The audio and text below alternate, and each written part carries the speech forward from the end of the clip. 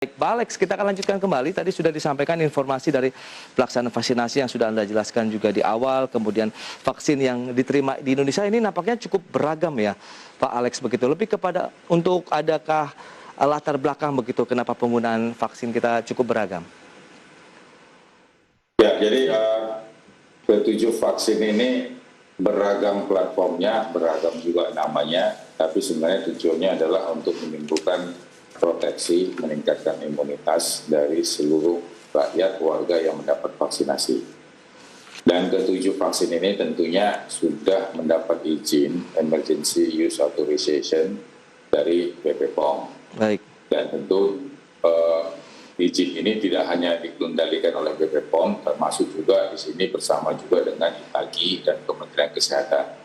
Apa yang dilakukan pengkajiannya adalah dari segi mutunya, kualitasnya, kemudian juga hasil uji klinis fase 3-nya, di mana dari sana kita bisa melihat adanya efikasi yang bergerak antara 65% sampai dengan 90%.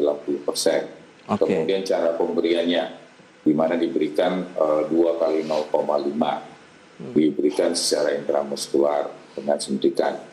Dan ini semua sudah dilakukan berbagai pengkajian, sehingga di Indonesia itu ada beberapa platform. Platform pertama itu adalah inactivated virus, yaitu seperti Sinovac, Sinopharm. Yeah. Kemudian ada juga yang rekombinan, messenger RNA seperti Pfizer. Dan ada juga yang sistem vektor seperti AstraZeneca. Moderna, Pfizer, dan kemudian Johnson & Johnson itu teknologinya hampir sama, teknologi yang lebih ke arah biologi molekuler. Sementara vaksin jenis Sinopharm dan Sinovac itu lebih kepada virus yang dilemahkan.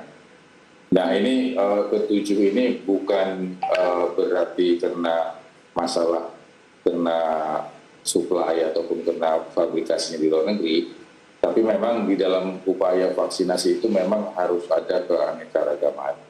Sehingga di dalam keanekaragaman itu muncul nanti proteksi imunitas, respon dari warga juga yang akan memberikan respons yang berbeda, tetapi untuk saling melengkapi.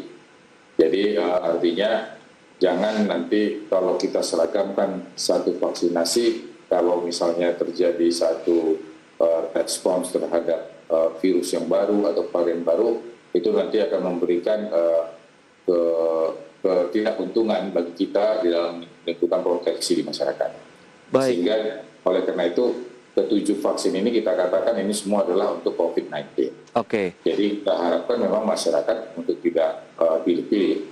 Yang penting proteksinya ada dan kemudian memberikan perlindungan kalau misalnya jadi infeksi tidak menjadi infeksi berat.